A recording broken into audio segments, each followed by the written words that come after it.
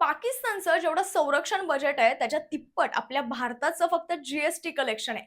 हो, कारण एप्रिलमध्ये देशभरातील जीएसटी कलेक्शन जर पाहिलं तर ते आतापर्यंतच्या इतिहासातील रेकॉर्ड ब्रेक कलेक्शन झालंय.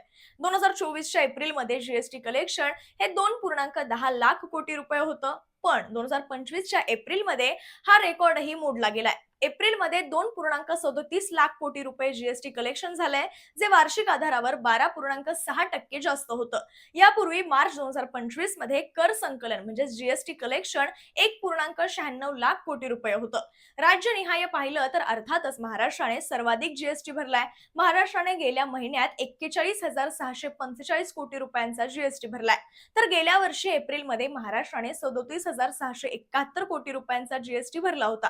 राज्याच्या कर संकलनात वार्षिक आधारावर 11% वाढ झाली आहे. त्याचप्रमाणे कर्नाटकचे जीएसटी संकलनही 11% वाढवून 17,815 कोटी रुपये झालंय.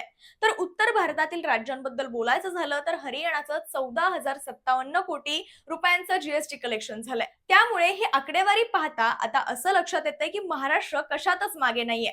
ही रील आवडली असेल तर जास्तीत जास्त लोकांपर्यंत शेअर करा आणि विषय ऐकायला फॉलो आणि सबस्क्राईब करायला विसरू नका.